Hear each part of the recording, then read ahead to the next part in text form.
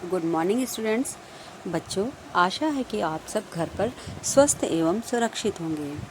पिछली वीडियो में हमने हिंदी गद्य में पार्ट 2 ल्हासा की ओर समझाया था। तो इस पाठ को 2 भागों में बांटा है। पृष्ठ संख्या 25 और 26 का सार हमने पिछली वीडियो में समझाया था। उसके आगे का शेष भाग आज मैं आपको समझाना चाहूँगी।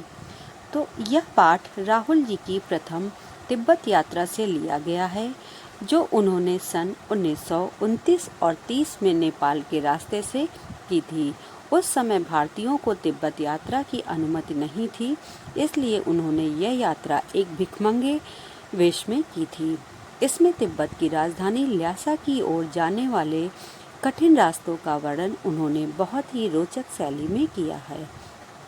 इस यात्रा वृत्तांत से हमें उस समय के तिब्बती समाज के बारे में भी जानकारी मिलती है। तो अब मैं पृष्ठ संख्या 27 के कठिन शब्दों का अर्थ में आपको बताना चाहेंगे। श्वेत शिखर का अर्थ है सफ़ेद चोटियाँ। रास्ता फूटना, नया रास्ता शुरू होना। कंडे, गोबर के बने उपले। यजमान, जिनके घर अतिथि ठहरता है। सत्तू, गेहूं से बना एक खाद्य पदार्थ। और थुक्पा एक खाद्य पदार्थ है। तो इस पृष्ठ पर हम देखते हैं कि उतराई पर भटकाओ।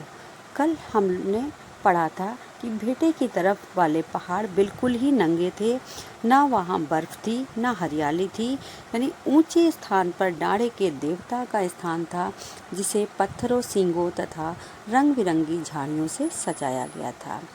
अब उसके आगे कि अब उतराई आ गई, यानी ढलान आ गई। तो लेखक का घोड़ा बहुत धीमे धीमे चल रहा था। लेखक उसे आगे चलने को कहते और वो पिछड़ जाता। तो आगे 2 रास्ते जाते थे। लेखक बाएं रास्ते पर चल पड़ा। 1.5 मील चलने के बाद पता चला कि वह रास्ता भटक गया है।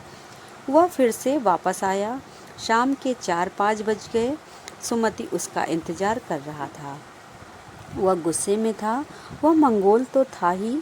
गुस्से से लाल मुंह करके बोला, मैंने 2 टोकरी कंडे फूंक डाले और 3 बार चाय को भी गर्म किया। लेखक ने अपनी मजबूरी बताई तो वह शांत हो गया। लंडकोर में वे एक अच्छी जगह ठहरे। लंडकोर एक जगह का नाम था। उन्हें चाय, सत्तू और गर्मा गर्म थुक्पा खाने को वहाँ पर मिला। फिर तिड्री समाधि गिर पर क्या होता है कि अब वे तिड्री के विशाल मैदान में थे। उसके चारों ओर पहाड़ियाँ थीं। विशाल मैदान के भीतर भी एक पहाड़ी थी, जिसका नाम तिड्री समाधि गिरी था। उसके आसपास अनेक गांव थे, जिनमें सुमति के यजमान रहते थे। सुमति सब जगह जाना चाहते थे ताकि उन्हें गंडे पहुंचा सके। गंडे पतली पतली चिरी बत्तियों से बनते थे। गंडे खत्म हो जाने पर वे और कपड़ों से नए गंडे बना लेते थे। लेखक ने सुमति को दूर दूर के गांव में न जाने के लिए राजी कर लिया। अब पृष्ठ संख्या 28 और पृष्ठ संख्या 29 में एक पैराग्राफ है। दोनों का सार एक साथ बताना चाहूँगी। तो सबसे पहले कठिन शब्दों का अर्थ कि टापू यानी पानी में उठा पर्वत। समाधिगिर वह पहाड़ी जिस पर समाधि बनी हुई है। चिरी का अर्थ है चीर कर बनाई हुई। गंडा यानी डंडे के ऊपर कोई कपड़ा बांध कर बनाया गया एक धार्मिक चिन्ह। भरिया का अर्थ है सामान उठाकर ले चलने वाला। ललाट का अर्थ है माथा।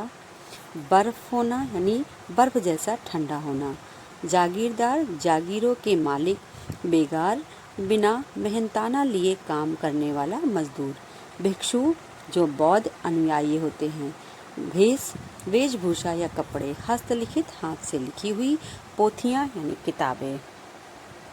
तो अब हम देखते हैं कि तिब्बत की तेज धूप में अगले दिन लेखक और सुमति सुबह लगभग 10 और 11 बजे चले। धूप बहुत कड़ी थी।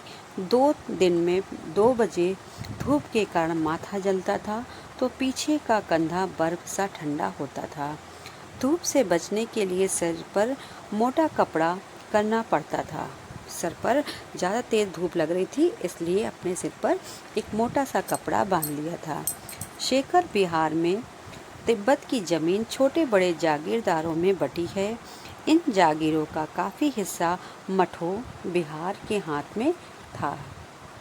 हर जागीरदार बेगार मजदूरों से खेती कराता है। खेती का प्रबंध करने के लिए कोई भिक्षु आता है जिसे राजा के समान आदर मिलता है। लेखक और सुमति सीकर बिहार पहुँचे। उसका मुखिया भिक्षु नमसे भद्र पुरुष था। लेखक का वेश भिखमंगे सा था, फिर भी वे उन्हें बड़े प्रेम से मिले। यहाँ एक बौद्ध मंदिर था जिसमें कंजूर यानी बुद्ध वचन अनुवाद की 103 हस्तलिखित पोथियाँ रखी हुई थीं। वहीं लेखक ने आसन जमाया। पोथियाँ मोटे मोटे अक्षरों में लिखी थी। एक एक पोथी 15-15 शेर की रही होगी लगभग। लेखक उन पुस्तकों में रम गया। सुमति ने यजमानों के पास जाने के बारे में पूछा। लेखक ने उसे अनुमति दे दी और अगले दिन वे भिक्षु नमसे से विदाई लेकर चल दिए। तो बच्चों, आशा है यह संपूर्ण पाठ आपको अच्छी तरह से समझ में आ गया होगा। यदि कोई दुविधा हो तो आप लोग पूछ सकते हैं। धन्यवाद।